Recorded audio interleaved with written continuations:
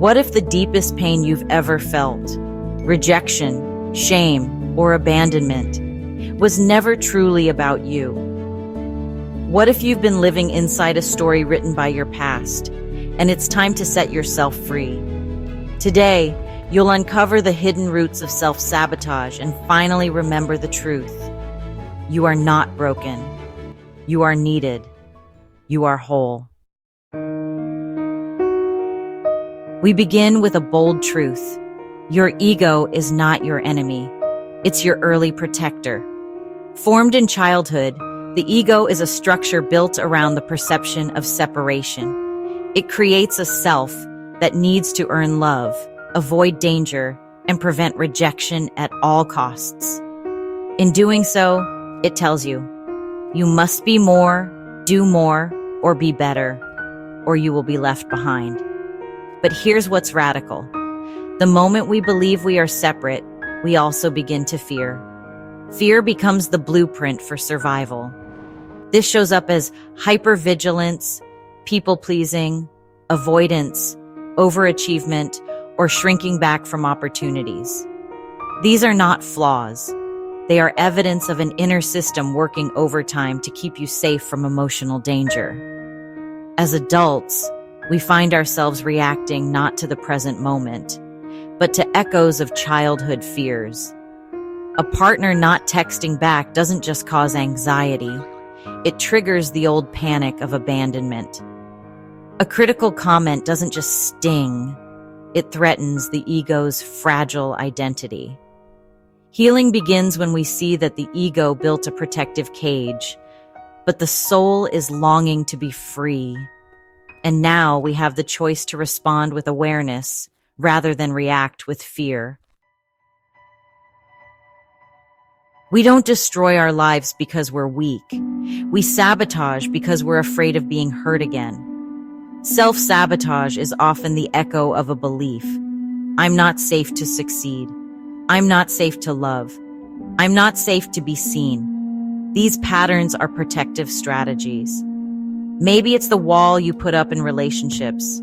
Maybe it's choosing emotionally unavailable partners, so you never have to be truly vulnerable. Or maybe it's over-accommodating others, hoping to earn love by disappearing your needs. These behaviors once kept you safe from rejection or disappointment, but now they keep you confined. Self-sabotage is not a failure. It's a signal, a flare from the unconscious, pointing to where the inner child still doesn't feel safe. It's the voice of your past saying, don't get too close. Don't reach too high. Don't risk what you cannot control. Healing begins when you thank those patterns for protecting you and lovingly release them.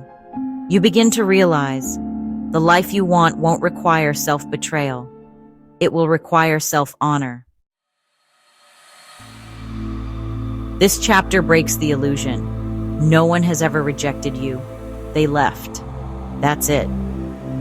Rejection is the emotional meaning your mind added to an event. But what actually happened? A person exited. A job changed. A connection shifted. The story you told yourself, I wasn't enough, I wasn't wanted, I was abandoned, became a painful loop that lives on in your nervous system. Let's go deeper. Rejection is often experienced most intensely when it activates a pre-existing belief. If deep down you feel unlovable, then someone walking away will feel like proof. But it isn't. People leave because of their own path, wounds, or choices. The moment you separate someone's behavior from your identity, you reclaim your power. Rejection is never personal. It's patterned. Once you start seeing this, you stop blaming yourself and start understanding your reactions. What once felt like abandonment becomes just change. And change, unlike shame, can be navigated with grace. Limiting beliefs are not DNA. They're not destiny. They're just language. Phrases like, I'm not needed, I'm powerless, I don't matter. They are sentences repeated in your mind until they become invisible prison bars. And here's the truth. Most of these beliefs weren't even yours to begin with. They were inherited from a parent's tone, from a teacher's criticism, from the unspoken rules in your household or culture. These words got inside, repeated over years, and formed what felt like truth. But they're not. They are simply language loops in the mind. When you realize that, you also realize you have the power to change the narrative. To use words that liberate, not incarcerate. To speak to yourself as someone who is inherently worthy, not someone who must earn their place in the world. Say this out loud. There is no label in me that says I am not needed.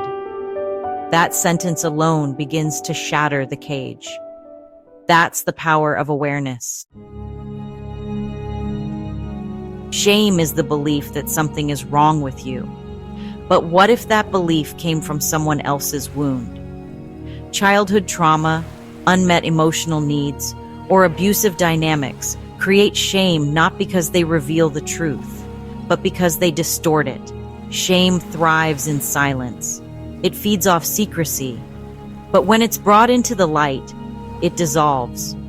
What felt like personal failure is seen for what it is, a misinterpretation of pain, a story the mind clung to when it didn't feel loved or safe.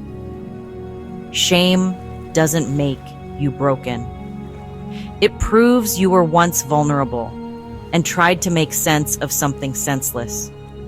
To reclaim your worth, you must be willing to speak the unspeakable, to stand in the fire of your past and realize you are still standing. You didn't deserve what happened, but you are responsible for what happens next. That is your power. Let shame go, not because it's unimportant, but because it was never yours to carry. Your worth was never up for debate.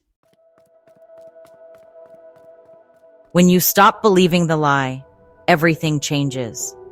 In the absence of I'm not needed or I'm not worthy, what becomes available? Joy, connection, real love, creative fire, inner peace. This is not about forcing positivity. This is about radical, embodied liberation. You begin to live from a deeper truth. I am whole. I am loved. I belong. You stop trying to earn your place and start expressing your essence. The relationships you attract reflect your new energy. You become the author of your reality, not the character in someone else's script. Ask yourself, what would my life look like if I no longer believed I was broken? That question alone can open a portal. The story isn't over. It's being rewritten. And this time you hold the pen. If something in you stirred, if this message resonated in a place beyond words, don't keep it to yourself. Give this video a like. Share it with someone still trapped in their old story. Subscribe for more reminders of your divine essence. And if you want to dive deeper into this healing work, check the description for our most popular playlist to help reclaim your inner worth. Remember, you are not broken. You are becoming. You are not behind. You are awakening. You are not unwanted. You are needed.